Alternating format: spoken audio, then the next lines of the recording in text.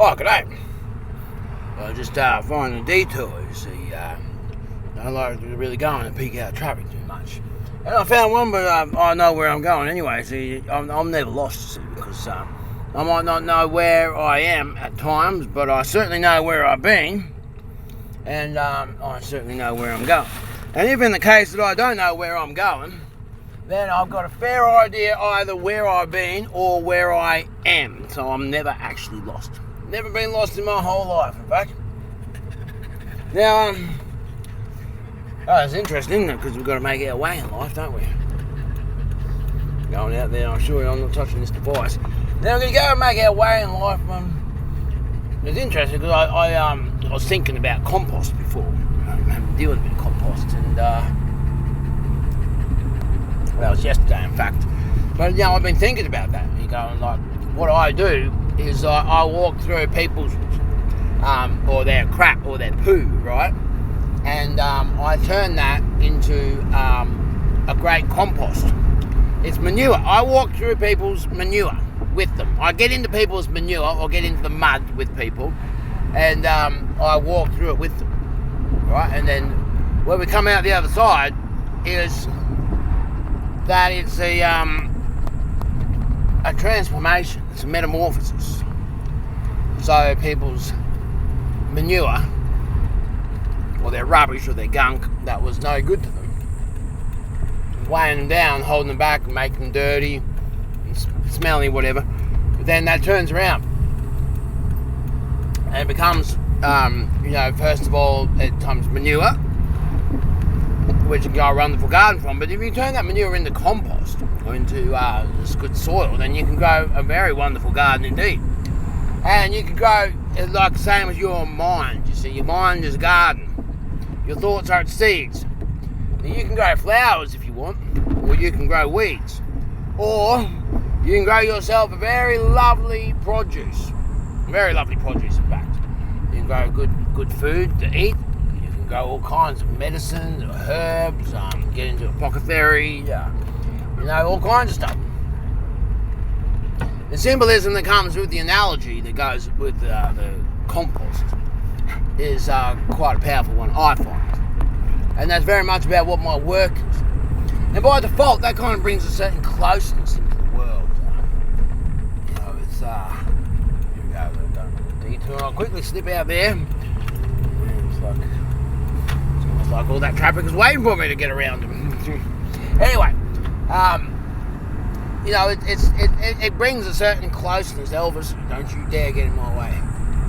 You stay over there. I beg your pardon. Now it's like it's a particular closeness that forms in life from caring about other people, caring about the community, caring about love, and living in love.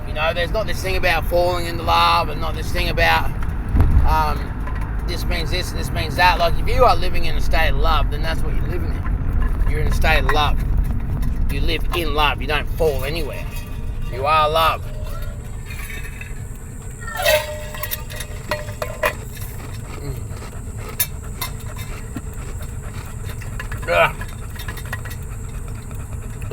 You need the ice, you see?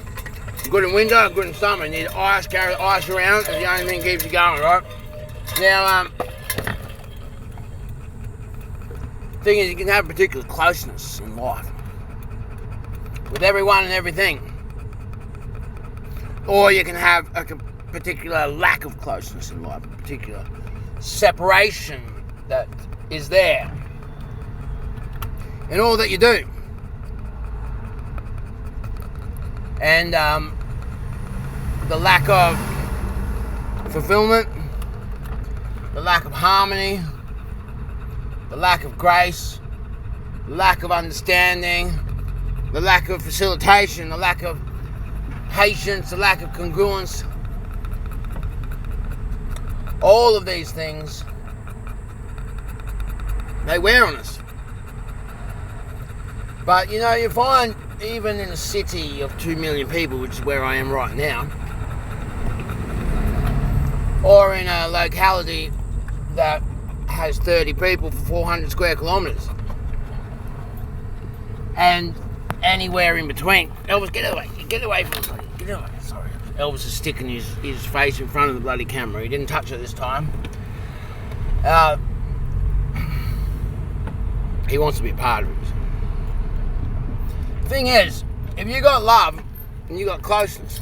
If you got acceptance, then you got closeness. If you're with somebody else in life, in any moment that you are there in life, well, you got closeness. That's what's going on. You're feeling close.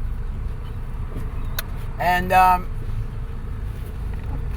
won't go any further. I was just going to try and edge between a couple of cars here, but we've got someone that's a little bit unaware up there, so we'll just leave them. We don't need to honk the horn, don't need to do nothing there. We'll just let it be, right? Now we can do that a lot in our relationships. We can just let things be. And we can have grace. We can have compassion. We can have understanding, acceptance in the moment there of just allowing things to be. And if you're allowing things to be, naturally you've got some degree of closeness. Do you not? However, and with that you have appreciation and all this kind of stuff, yes? However, as soon as you don't allow something to simply be as it is, you've changed it. It's about what you don't have. It's about the closeness that you have, or what you have, whatever it is. It could be anything. It doesn't have to be closeness. I'm just talking about closeness in this particular juncture. However, it doesn't need to be about closeness. It might be a swimming pool. It might be a car. It might be an ice cream. Or it might just simply be some quiet. It might be reliability, trustworthiness, respect. It could be all kinds of things, which again essentially come down to closeness if you want to look at it from that particular manner. To me, it's always been pretty clear in life. You have this simple existence that is life. And that is in nature.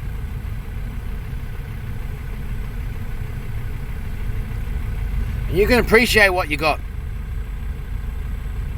And then it's like music. You can't really listen to music and appreciate that music for what it is, either recorded or played in person in real time right then and there, which, by the way, that's how music had to be listened to for most of our civilization's history. It's only up until very recent in this world's history that music was able to be listened to at a time when it was not being played, physically being made, being played through physical action. Now, either way, if you want to appreciate that music, if you want to enjoy that music, you need to be focused here and now in that music, in that moment. You can't be thinking about what you're going to have for dinner. You can't be thinking about what that bloke said to you yesterday. You can't be thinking about what your missus is going to say when you tell her what you should have told her 3 weeks ago. None of that. You can only appreciate the music if you're right here, right now. For instance, if I give you some music now, in the form of singing, then you can only appreciate it if you're really listening to me. So, are you listening to me right now? Are you listening right now? Because I'm about to go, loving you is easy cause you're beautiful. Making love to you is all I want to do. You don't think I'm going to do the next bit, do you? Da-da-da-da-da! Da-da-da-da-da! Da-da-da-da-da-da-da-da-da-da-da-da! Do-do-do-do-do! No one else can make me feel the colours that you bring. Stay with me as we grow old, and we could live each day in the springtime, loving you. It's easy cause you're beautiful. You get the picture, right? So you're appreciating that because you're right here in the moment with me. And thank you for being here in the moment. It's good to be with you. Now, closeness, intimacy, respect, kindness, facilitation, patience, love, appreciation, consideration, reconsideration. All of these things, they're vital to humans being physical or being social creatures to be able to get through in life. And that's what the blessing is. The blessing in life is to be able to see the blessing and appreciate all those little things as the blessing. Otherwise, you miss the blessing. You know? So that's how it goes, isn't it? Now, it's the same with closeness. You got to appreciate the closeness. The same as you're just appreciating me putting out a bit of a vocal treat for you there, to a bit of an audible dessert for your ears to listen to there, and I don't mind providing that for you, because I know I've been working on my beautiful voice. I could sing you a few other numbers too, but this is about appreciating what you got. So if you appreciate what you got in life, just the same as you appreciate music, just the same as you appreciate closeness. I mean, what's the point of having somebody close to you if you're not appreciating who they are, what they are, how they are, when they are, if they are, that they are? Otherwise, you're thinking about something else. What's the point of that? So what's the point of having a goal if you're going to focus on the goal to achieve the goal, so that when you got the goal, finally now I'm going to be happy? Well, I'll guarantee you, when you achieve that goal and when you finally got it and you can sit with it, you're going to be thinking about something else. That's all there is to it. I've been seeing myself while here and in this visit to Brisbane, I've been seeing a number of Land Cruiser Saharas, V8s. There's another one right there, loving the dogs. I reckon it might be time for me to have a Land Cruiser Sahara V8. I did want one when I was a Jackaroo back when I was 18 years old. I wanted a Sahara, but then this older Jackaroo, he used to give me a bit of flack and give me talking to. I'm like, Sahara, you can't afford the black wheel on it. And he used a fair few expletive, descriptive terms to describe what it was and how in breakdown stupid I was. Back then, wanted a 160. Well, I didn't care about the luxury. I thought that four-wheel drive was a good four-wheel drive to be able to get, because if you've got to get from halfway between Cunnamulla and Charleville, you need to cover 10.5 hours in about 6 hours. Well, that's how you do it. You go for a high note. But I'm not condoning that kind of activity either way. It's just like that's how it goes when money talks. But anyway, we're talking about closeness, and I would feel closer to God if I had a Sahara to be able to get my dogs around. The air conditioner's not working in this car, and even if it was, I'd slow the windows down so they're not getting too soft in life, you see. Anyway, I can't touch the phone. That would be a very bad example if I was to touch this device whilst I was operating this motor vehicle. So you're just going to have to stick and listen to me. I didn't actually have the foresight to think about when I was going to wrap this up, so I do beg your pardon for sitting with that one, and thank you for being with me. I don't have the opportunity. I'm out in Queen's Carriageway or the King's Carriageway at this particular point in time. So we'll go on. I think I basically said that point to you. You know, like if you're appreciating something for what you've got right here and now, then that's what you've got, and then you are in heaven. You're listening to music. You're appreciating the music, all of that kind of stuff. And if you have company with somebody else, you have closeness, particularly if that person happens to be a Gemini, because if a Gemini is spending time with you, that means that they love you. Okay, that's what that means. And so if you're spending time with a Gemini and you're wondering whether they love you or not, well, if they're spending time with you, that means that they love you. That's how it works, right? So if you have, and you're not going to get any more love than that. The love that you get from a Gemini is the love in the moment, in real time, here and now, that tells you very clearly that that Gemini loves you. Now, if you're going to appreciate what you've got, you're going to not be thinking about what you don't have.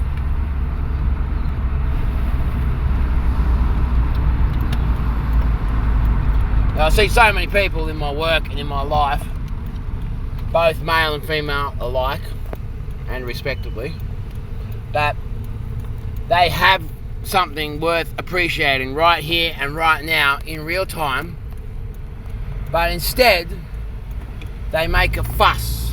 So they've got the closeness, and instead they make a fuss, and then they lose that closeness.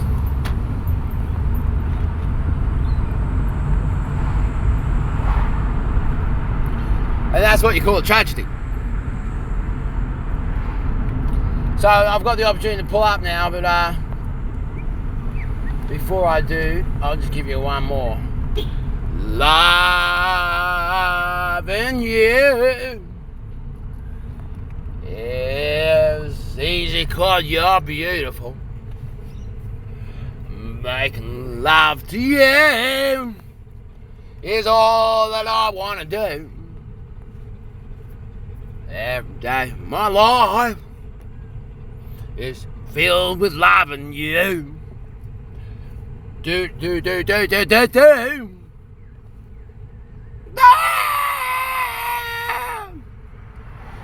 No one else can make me feel the colors that you bring. Stay with me as we grow old, and we can live each day in the springtime. Loving you is easy 'cause you're beautiful. Every day of my life is filled with loving you. Do-do-do-do-do, do-do-do-do-do.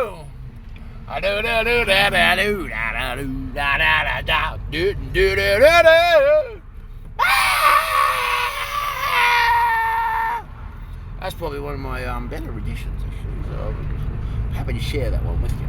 Right. I want you to know that you're respected.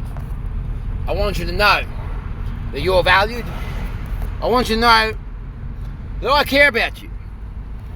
Even if I never get to meet you, I care about you. Right? So you and I have got closeness.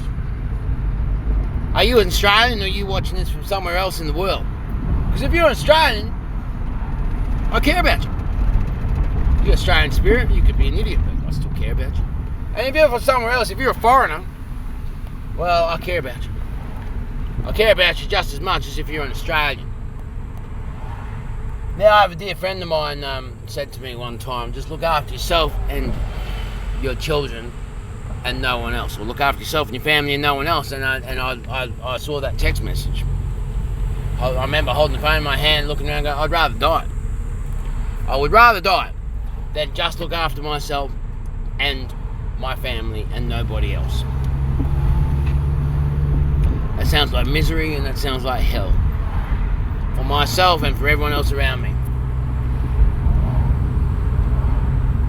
Now, that's something that it takes a lot of effort to create that kind of separation, because naturally we've already got that community and we've got that closeness and we've got society. Every human being wants to be a good human. Everyone wants to do the best that they can. Everyone wants to be good. That's what you got. I'm going to pull up just here, let this one wrap out, so closeness. Much love. Don't destroy what you got. Appreciate what you got. Have that one for free. Cheerio.